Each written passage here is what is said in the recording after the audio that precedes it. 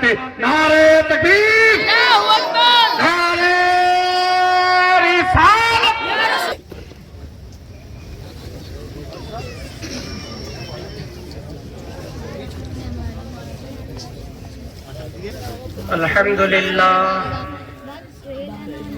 الحمد للہ رب العالمین، والصلاة والسلام على من كان نبيا وآدم بين الماء والطين، وعلى آله وأصحابه أجمعين برحمتك يا أرحم الراحمين. أما بعد فأعوذ بالله من الشيطان الرجيم، بسم الله الرحمن الرحيم. فأتوا بسورة من مثله. عن عثمان بن عفان عن النبي صلى الله عليه وسلم: خيركم من تعلم القرآن وعلمه. صدق الله مولانا العظيم وبلغنا رسوله النبي الكريم الأمين المتين المبين، ونحن على ذلك لمن الشاهدين والشاكرين، والحمد لله رب العالمين. عزیزان محترم، مجھ سے قبل آپ حضرات نے ایک زوردار بیان سماعت فرمایا ہے اور خوبصورت لہجوں میں نبی کریم صلی اللہ علیہ وسلم کی نعت بھی سماعت فرمائی ہے. میں بھی چند اشعار اپنی طرف سے لے کر حاضر ہوا ہوں. چونکہ میرا موضوع عظمت قرآن ہے، قرآن کی عظمت کو بیان کرنا ہے، لہذا اسی سلسلے میں چند اشعار حاضر ہیں کہ ورد قرآن صبح و شام رہے، ورد قرآن صبح و شام رہے، تو زباں اپنی شاد کام رہے، تو زباں اپنی شاد کام رہے، اور بول نکلے جو آپ کے لب سے، یا رسول اللہ، بول نکلے جو آپ کے لب سے، سب کلام ان کے آگے خام رہے، سارے کلام کچے لگے. بول نکلے جو آپ کے لب سے، سب کلام ان کے آگے خام رہے، اور نور و حکمت کے قطرے بن بن کر قرآن کے الفاظ، نور و حکمت کے قطرے بن بن کر ہر مرض کی شفا کو عام رہے، ہر مرض کی شفا کو عام رہے. اور بے نشاں ہو گئیں زبانیں سب، بے نشاں ہو گئیں زبانیں سب، زندہ تیرے مگر کلام رہے، زندہ تیرے مگر کلام رہے. اور رب کا قرآن بسا کے سینے میں، رب کا قرآن بسا کے سینے میں، اہل دل فائز المرام رہے. اور مقطع کیا ہے کہ کھلتے جائیں رموز ثانی پر، کھلتے جائیں رموز ثانی پر، قرب ربی علی الدوام رہے، قرب ربی علی الدوام رہے. اتر کر حرا سے سوئے قوم آیا، اور ایک نسخہ کیمیا ساتھ لایا.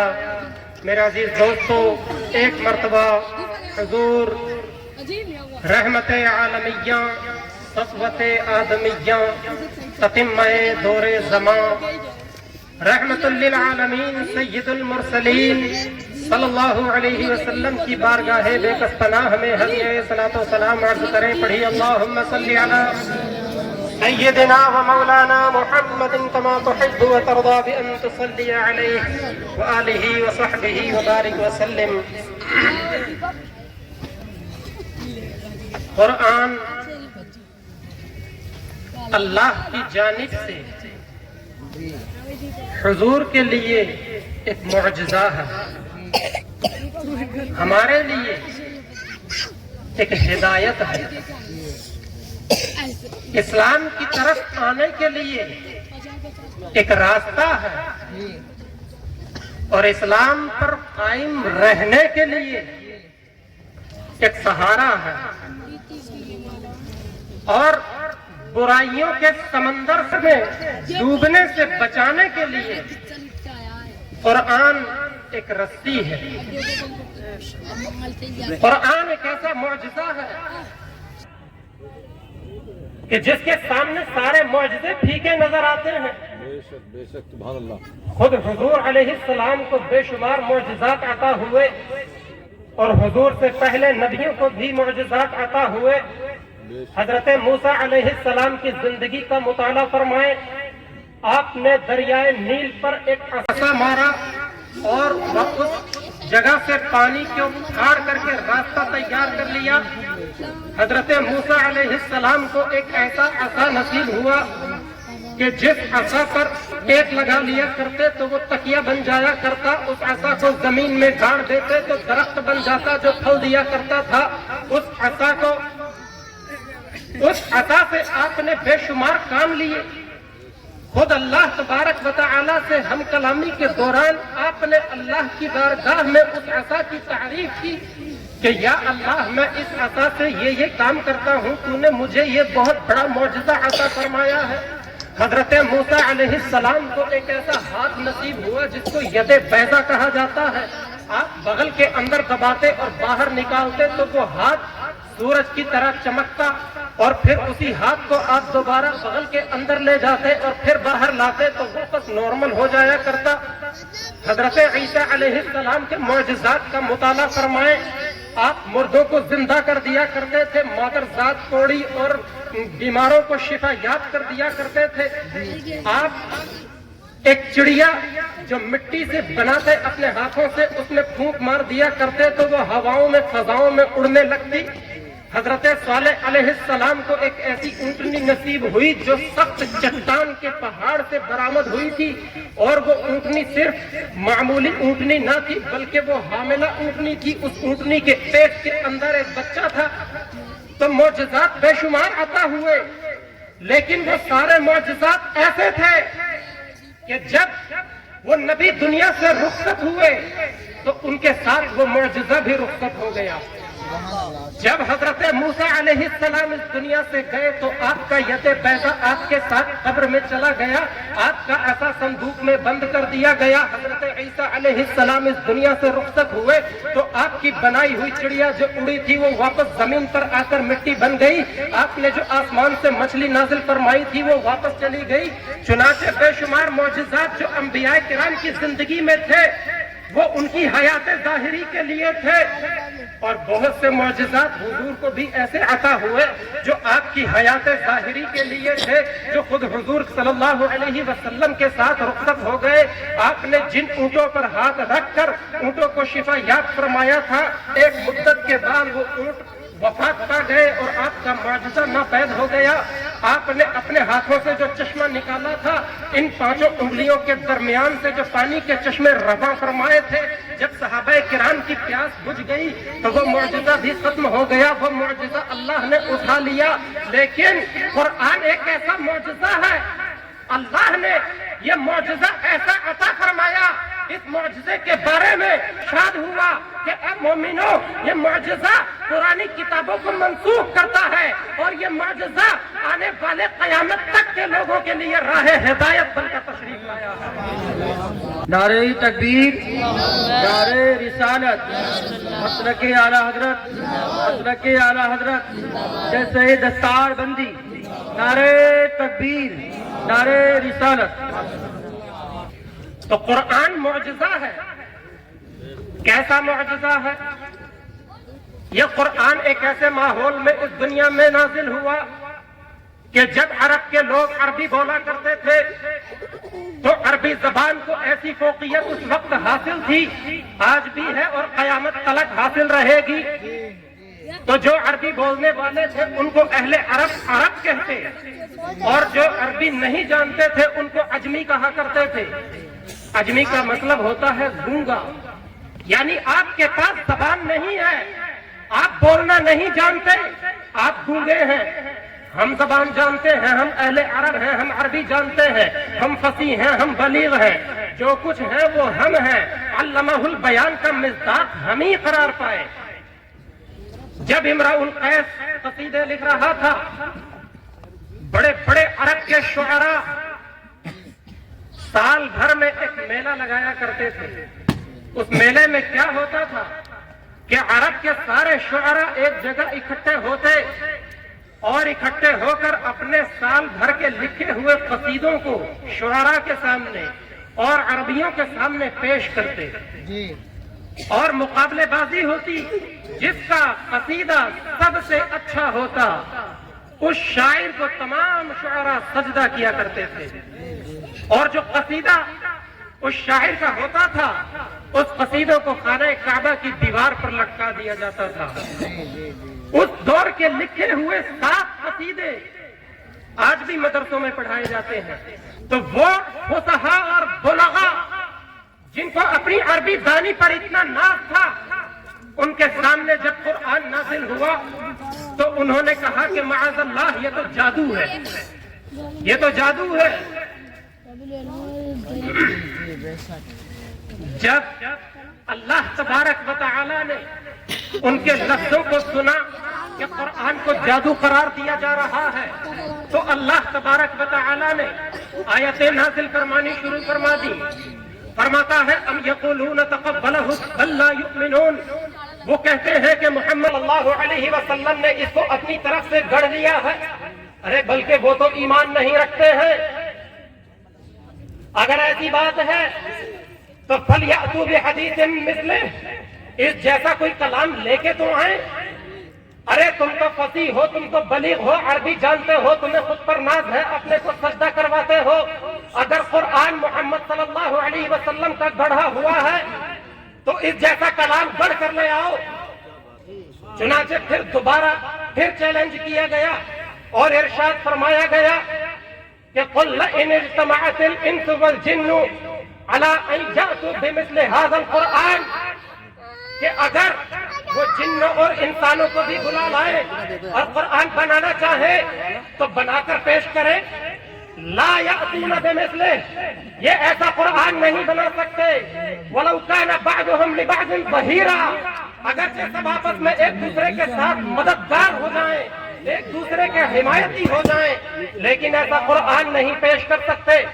اس چیلنج کو اور مضبوط کیا گیا، اس میں اور زیادہ تیزی لائی گئی اور ارشاد فرمایا گیا کہ ام یقولون افتراہ، کہ اگر وہ کہتے ہیں کہ محمد صلی اللہ علیہ وسلم نے قرآن کو اپنی طرف سے گڑھ لیا ہے، قل محبوب فرما دیجئے فَلْيَأْتُوا بِعَشْرِ سُوَرٍ مِثْلِهِ، کہ اس جیسی کوئی 10 صورتیں بنا کے لائیں۔ ارے پورا قرآن نہیں بنا سکتے، کم از کم 10 صورتیں بنا کر پیش کریں۔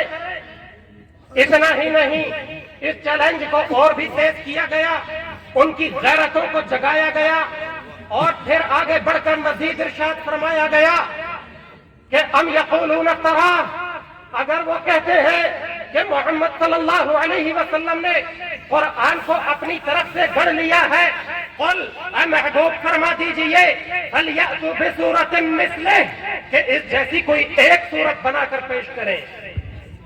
نعرے تکبیر، نعرے رسالت، مسلک اعلیٰ حضرت جلسہ دستار بندی حضرت علامہ مولانا مفتی سلیمان صاحب قبلہ، نعرے تکبیر، حضرت علامہ مولانا مفتی حنیف صاحب قبلہ، نعرے تکبیر، نعرے رسالت۔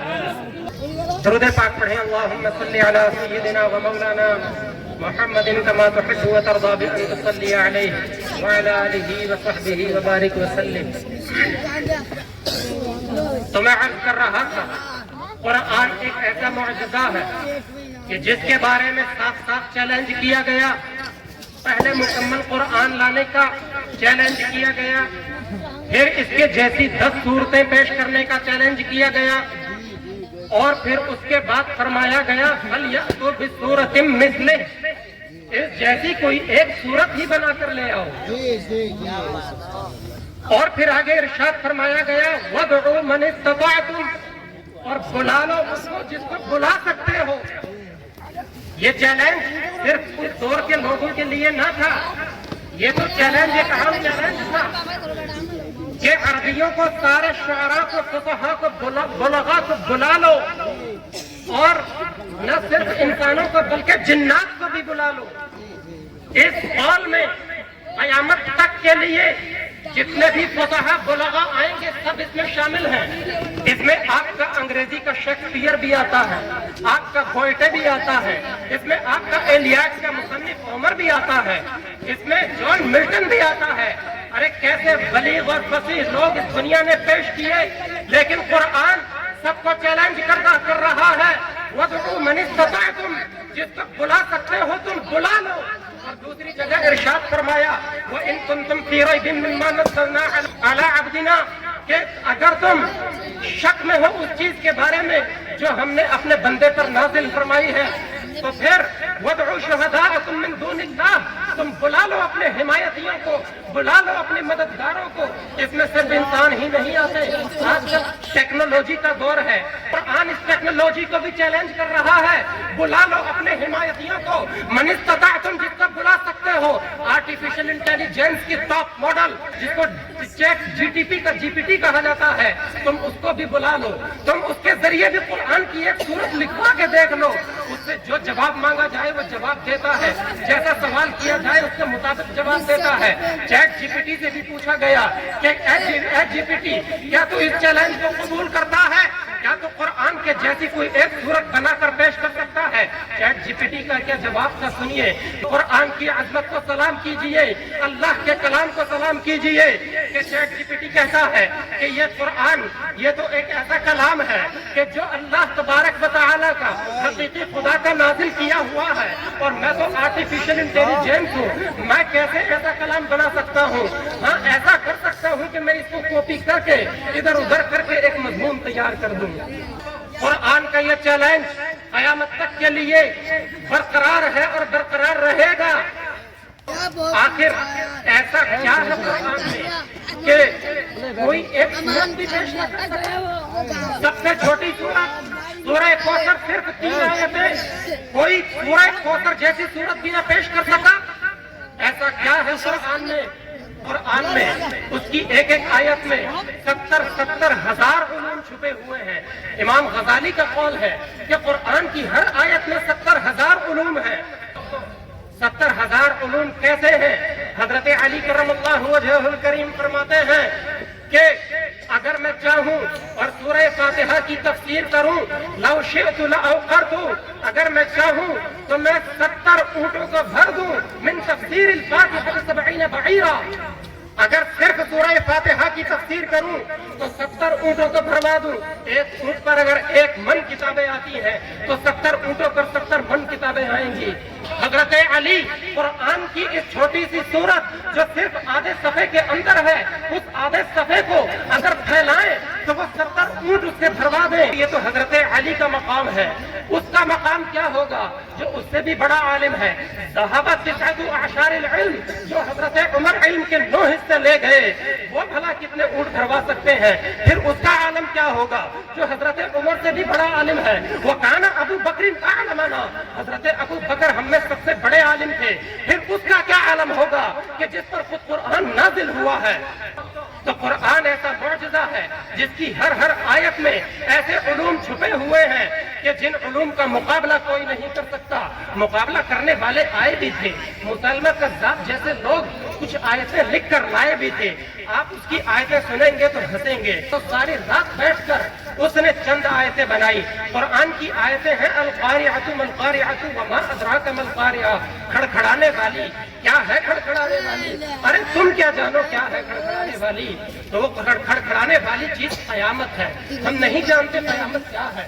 قیامت کی ہولناکیوں کو مکمل طور پر بیان نہیں کیا گیا، اس کو ہم نے ابھی مشاہدہ نہیں کیا ہے۔ تو اس کی نقل پر مسلمہ کذاب ساری رات بیٹھا رہا اور اس کی نقل کرنے کی کوشش کی، اور بالآخر اس نے 3 آیتیں بنا کر صبح مجمع میں پیش کی، اپنے چیلوں میں گیا اور عرض کرتا ہے اور کہتا ہے کہ میں نے چند آیتیں لکھی ہیں قرآن کے مقابلے میں، ذرا سنو تو صحیح۔ اور کیا کہتا ہے سنیے، الفیل ملفیل وما ادراک ملفیل، ہاتھی کیا ہے ہاتھی، ارے تم کیا جانو کیا ہے ہاتھی۔ نیچے سے چیلے ہی کھڑے ہو گئے، اٹھے اور بولے ارے صاحب کیا کہتے ہیں، کون نہیں جانتا کیا ہے ہاتھی۔ اس کی چار ٹانگیں ہوتی ہیں، اس کے دو لمبے دانت ہوتے ہیں، اس کی ایک سونڈ ہوتی ہے، اور آپ کہتے ہیں کہ کیا ہے ہاتھی۔ اس کے مقابلے میں آیتیں لا کر بنا کر پیش کرنے کی کوششیں بھی کی گئیں، لیکن ناکامی اور ذلت اور رسوائی سامنے آئی۔ تو قرآن میں ایسا کیا ہے کہ جس کی وجہ سے یہ معجزہ سب سے بڑا معجزہ قرار پاتا ہے؟ اس میں ایک معجزہ یہ بھی ہے کہ اس کو جتنی بار پڑھو اس میں نئے نئے عجائب کھلتے ہیں، لا تنقضی عجائبہ، اس کے عجائب کبھی ختم نہیں ہو سکتے۔ اور اس کے علاوہ یہ ماضی کی وہ خبریں دیتا ہے جو عرب کے قصہ بیان نہ کر سکتے تھے، اور یہ مستقبل کی وہ خبریں دیتا ہے کہ جن کو سن کر عرب کے لوگ حیران رہ گئے۔ روم فتح نہیں ہوا تھا، لیکن قرآن کہہ رہا تھا کہ عن قریب روم فتح ہوگا، اور دیکھا گیا کہ عن قریب روم فتح ہو گیا۔ بدر کی شکست، جس شکست کا کافروں کو سامنا کرنا تھا، قرآن نے اس کی پہلے خبر دے دی تھی۔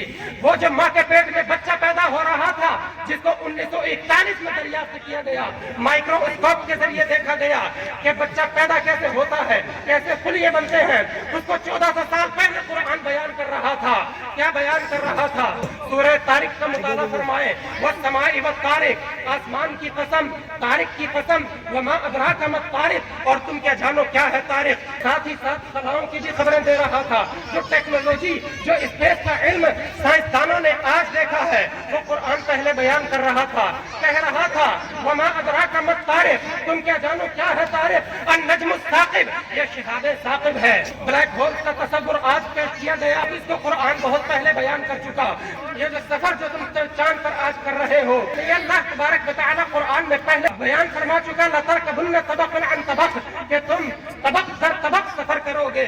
آگے وما ادراک ما الطارق النجم الثاقب ان کل نفس لما علیہا حافظ، کہ ہر جان پر ایک نگہبان مقرر ہے۔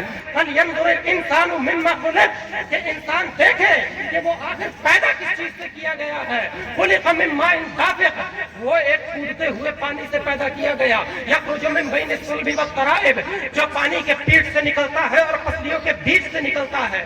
یہ 1941 سے پہلے تک یہ تحقیق نہ تھی کہ یہ نطفہ کہاں جاتا ہے، اس کا لوتھڑا کیسے بنتا ہے، اور یہ بچہ پیدا کیسے ہوتا ہے۔ اس کو 1400 سال پہلے قرآن بیان کر رہا تھا۔ اسی وجہ سے یہ سب سے بڑا معجزہ قرار پایا، اور اس کی حفاظت کا ذمہ خود اللہ تبارک و تعالیٰ نے لیا ہے۔ شوہر اور بیوی کے حقوق کے بارے میں آپ سینکڑوں لیکچر سن لیں، سینکڑوں خطیبوں کو سن لیں، سینکڑوں اسکالرز کو سن لیں، پروفیسرز کو سن لیں، کتابیں لکھوا لیں، لیکن وہ بات نہیں پیش کر سکتے جو قرآن نے بیان فرمائی۔ قرآن نے دو جملے میں شوہر اور بیوی کے حقوق کو بیان فرمایا۔ ہن لباس لکم وانتم لباس لہن، کہ مرد بیوی کا لباس ہے اور بیویاں مردوں کا لباس ہیں۔ میرے عزیز دوستو، لباس کی کیا خوبی ہے، اگر تشریح میں جاؤں تو وقت کافی ہو جائے گا۔ ہمارے مہمان ہمارے سامنے بیٹھے ہیں، وقت اجازت نہیں دیتا۔ اتنا عرض کرتا ہوں کہ قرآن وہ شے ہے کہ جو ہم سے پہلے پہاڑوں پر پیش کیا جا چکا، آسمانوں پر پیش کیا جا چکا، زمینوں پر پیش کیا جا چکا۔ اللہ فرماتا ہے اِنَّا عَرَضْنَا الْأَمَانَةَ عَلَى السَّمَاوَاتِ وَالْأَرْضِ وَالْجِبَالِ، ہم نے اس امانت کو، ہم نے اس قرآن کو، ہم نے ان احکام کو آسمانوں پر پیش کیا، ہم نے زمین پر بھی پیش کیا، ہم نے پہاڑوں پر بھی پیش کیا۔ تو سامنے سے جواب کیا ملا؟ فَأَبَيْنَ أَن يَحْمِلْنَهَا، انہوں نے انکار کر دیا کہ قرآن کا بوجھ بہت زیادہ ہے۔ وَأَشْفَقْنَ مِنْهَا، اور وہ قرآن سے ڈر گئے۔ وَحَمَلَهَا الْإِنسَانُ، اور انسان نے اس قرآن کو اٹھا لیا۔ إِنَّهُ كَانَ ظَلُومًا جَهُولًا، اور بے شک انسان بہت ہی زیادتی کرنے والا اور نادان ہے۔ میرے عزیز دوستو، قرآن تو ایک ایسی کتاب ہے جس کے بارے میں بیان کرتے جائیں تو کرتے ہی چلے جائیں، باتیں ختم نہ ہوں گی۔ قرآن تو وہ شے ہے کہ جو بیماروں کے لیے شفا ہے، وہ شفاء لما فی الصدور، یہ موعظہ ہے، یہ نصیحت ہے، یہ ذکر ہے، یہ یاد دہانی ہے، یہ معجزہ ہے۔ یہ تو وہ چیز ہے کہ جس نے نظریات دیے، یہ وہ چیز ہے کہ جس نے دنیا کو سنوار دیا، یہ وہ چیز ہے کہ جو اخلاق دیتا ہے، جو مکارم اخلاق کو مکمل کرتا ہے، یہ وہ چیز ہے جو انسانوں کی زندگیوں کو سنوارتا ہے، جو تمہارے بچپن کو گزارنے کا طریقہ بتاتا ہے، تمہاری جوانی کو گزارنے کا طریقہ بتاتا ہے، تمہارا بڑھاپا کیسے گزرے اس کا طریقہ بتاتا ہے، ماں باپ کے حقوق بیان کرتا ہے۔ جو دستور اساسی امبیڈکر نے 100 ملکوں کے قانون کو اپنی انگلیوں پر رکھ کر ایک تیار کیا تھا، وہ دستور اساسی یہ قرآن چند آیتوں میں بیان کر دیتا ہے اور اس سے بہتر بیان کر دیتا ہے۔ یہ وہ قانون دیتا ہے کہ جس میں کسی کا حق نہیں مارا جاتا، جو تقسیم دولت کا نظریہ پیش کرتا ہے، یہ تمہاری فکروں کو سنوارتا ہے، تمہاری نیتوں کو سنوارتا ہے۔ یہ قرآن تو وہ قرآن ہے کہ جس کی تعریف کوئی انسان مکمل کر ہی نہیں سکتا۔ اس کی ہر آیت میں حضور صلی اللہ علیہ وسلم کی بھی تعریف ہے، اس کی ہر آیت میں حکمت بھی ہے۔ اس قرآن کو بہت سارے نام دیے گئے۔ یہ تو نور ہے، یہ روشنی ہے، یہ جہاں جاتا ہے ہر چیز واضح کر دیتا ہے۔ یہ تو کتاب مبین ہے، کھلی ہوئی کتاب ہے جو ہر چیز کو کھول کر رکھ دیتا ہے۔ اسی پر میں اپنی بات کو ختم کرتا ہوں۔ اگر میرے بولنے میں کوئی غلطی ہوئی ہو تو اللہ تبارک و تعالی معاف فرمائے۔ استغفر اللہ ربی من کل ذنب واتوب الیہ وما علینا الا البلاغ۔ السلام علیکم ورحمۃ اللہ وبرکاتہ۔